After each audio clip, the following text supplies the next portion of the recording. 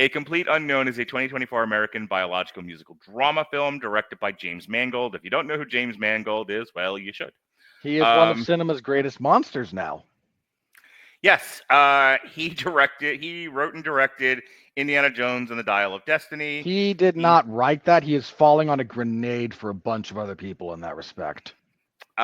he directed and produced Ford versus Ferrari.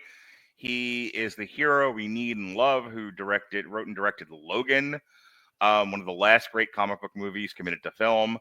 He also directed The Wolverine. He directed 310 to Yuma. He wrote and directed Walk the Line. He wrote and I didn't realize that this was him. He wrote and directed Girl Interrupted, which is great if you haven't seen it, by the way. Which I believe Sean and I actually did this one of the Pride months. There's no way you and Sean have not talked about Girl Interrupted. No, I'm 90% certain we covered this. And then finally, he wrote and directed Copland, which is one of the best movies I've ever seen. It's awesome.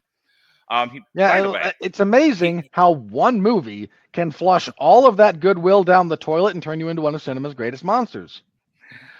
He was a story consultant for Deadpool versus Wolverine, some people's best movie of 2024. Dirt heap.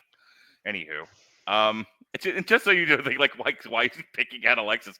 That was also directed at Neil, who I went on a rant last night about Alexis picking Deadpool versus Wolverine as the number one movie of the year, and then he goes, "And my number one movie of the year, Deadpool and Wolverine, you jerk." So anyway,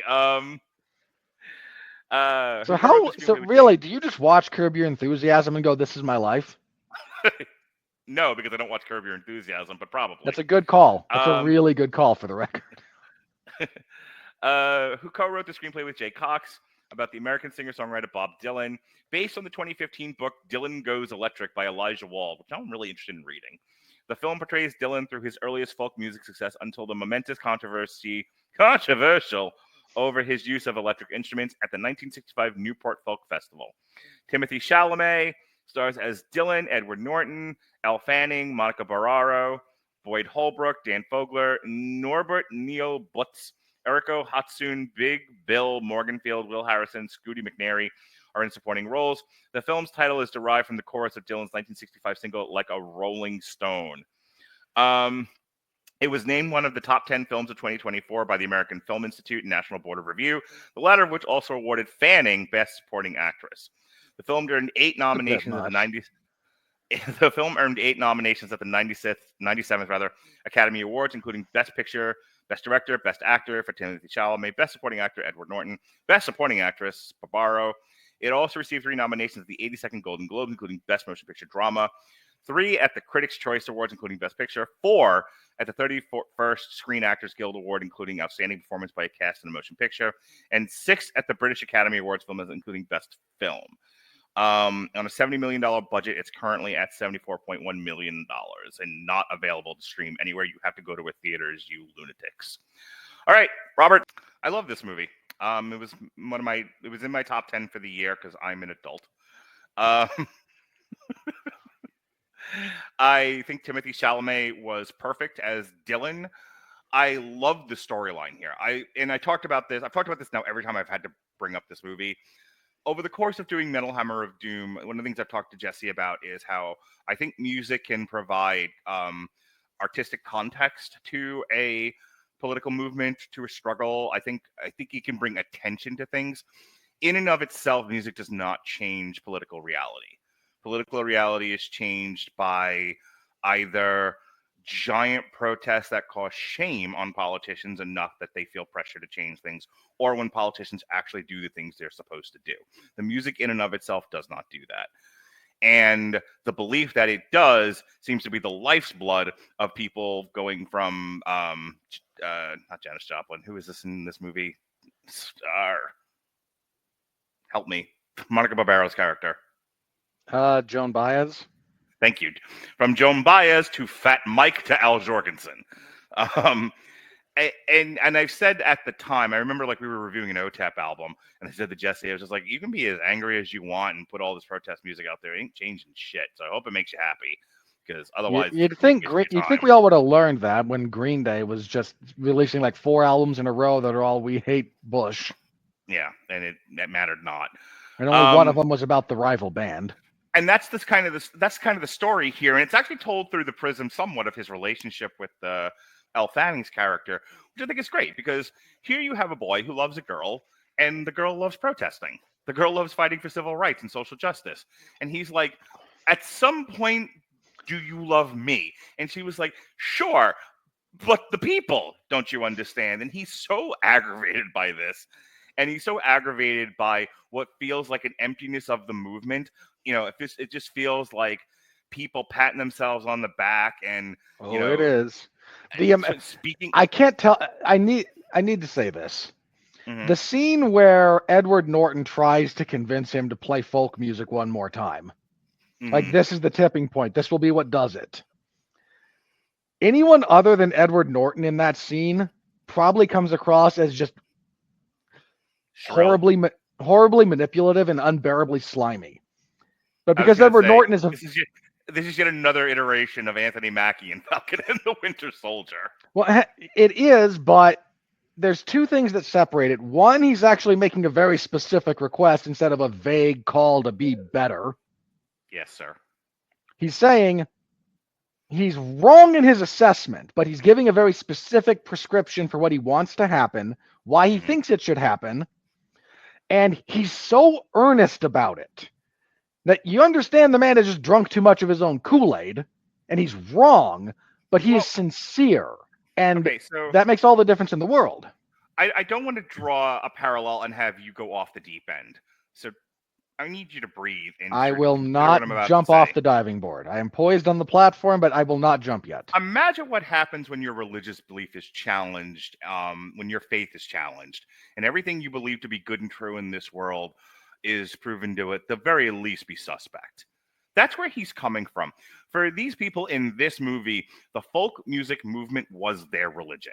Yeah. And their belief that they could end the Vietnam War with blowing in the wind Yep. was, was the prayer, was their like prayer. It was the most important thing ever. And it's not working out, and they are clinging to it like Rose on the raft at the end of fucking Titanic. And there's Bob Dylan like kicking the raft. Like, fuck off. Like, this isn't happening.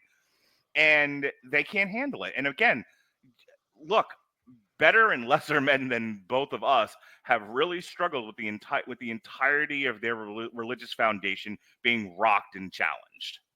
So that's what's happening in this movie.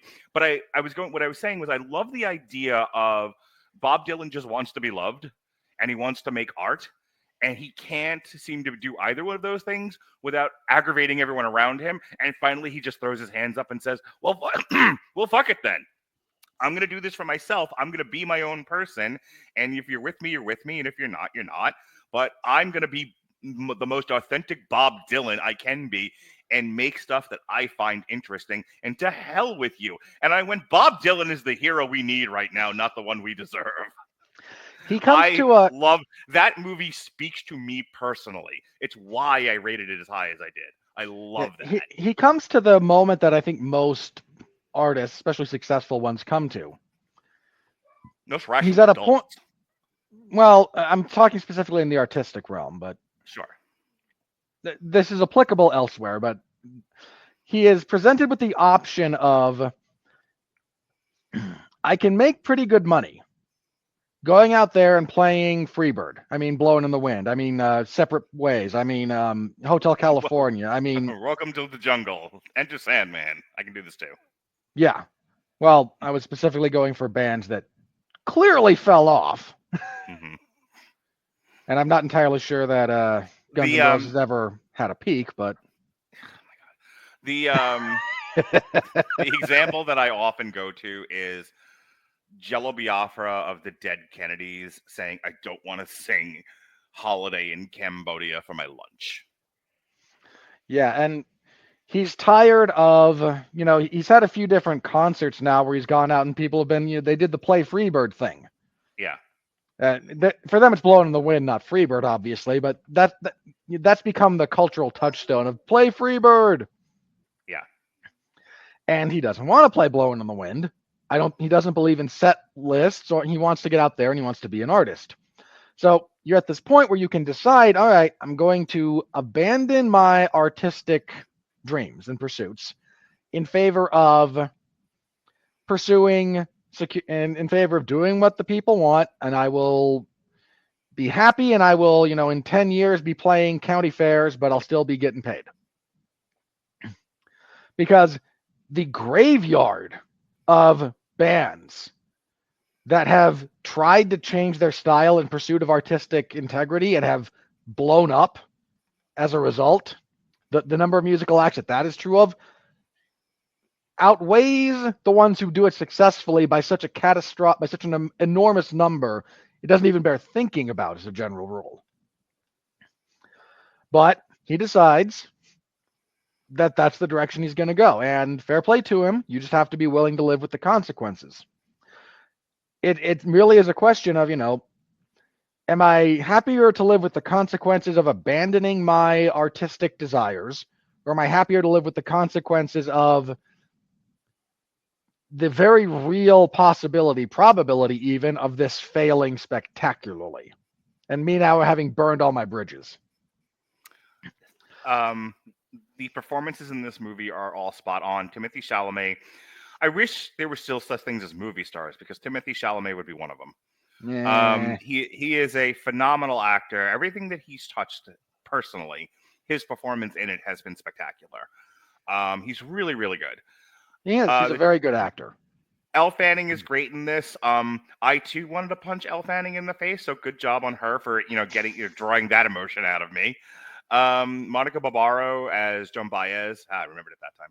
She's excellent in this, and her frustration with Timothée Chalamet wanting to hit him Jeff Jarrett El Kabong style with a guitar. I was right there with her. I was like, I'm not against all the women in this movie. I was on Joan Baez's side. Just like, you son of a bitch. Ed Norton is probably giving. Her reaction to Bob Dylan is basically, do you have to make literally everything a giant fight? And Bob Dylan's response is, whatever. His answer to her is he blows with a harmonica, at which point she hits herself with a guitar. Ed Norton, it probably gives my favorite performance in this, because if you've seen Ed Norton in anything else, you know what Ed Norton sounds like. But here, he's doing that folk voice. It's kind of like Mr. Rogers. It sounds like he has no penis, but this is the whole thing. This is the speech and rhythm and cadence of his entire performance, and he never breaks it. And it's a wonderful thing, Robert, that you can speak like this for the entirety of a film and not break this rhythm and not break this cadence. And isn't that wonderful? And we should all give Ed Norton a giant hand. I'd prefer to give him. Yeah, I loved Ed Norton in this. He's so great, because even when he's like exasperated, practically begging Bob Dylan to please, our entire movement depends on you. You are our leader. You are, and don't you? Dylan's like, that whole speech is so weird. Like, don't you understand? The rest of us have just been ants trying to get this thing off the ground. You are the chosen one, Anakin. You were supposed to destroy the rock and roll, not join them. Sorry, right. Wrong movie. But he never breaks out of that Mr. Rogers cadence, and it's really great. He doesn't. It. It's a really good performance from Norton. Yeah. Outside of that, I don't have much else to say. Like I said, I love the story. Of the three movies that we're talking about, this probably has my favorite story. This has the one that I personally resonated with. The performance in all three of these movies are all brilliant. It would be, I know who, I have a sneaky suspicion I know who's going to win the awards, but it's tough competition. It's probably Adrian Brody. Yeah, it's tough competition this year. We're talking like we're winning by a hair's breadth here, not by country miles. So again, my vote would be for Ralph Fiennes personally, but sure. So it's hard to go wrong. I had, you complained about The Brutalist, you complained about Conclave, you said nothing about A Complete Unknown. So what were your thoughts? Very little, other than what we've said. This didn't touch me. This didn't move me. It's a good movie, but I think my problem with it is I don't expect this to be the kind of movie that comes that where like they gain some deep insight into the enigma wrapped in a riddle, wrapped in a mystery, wrapped in a Jeff Hardy Coke fuel that is Bob Dylan.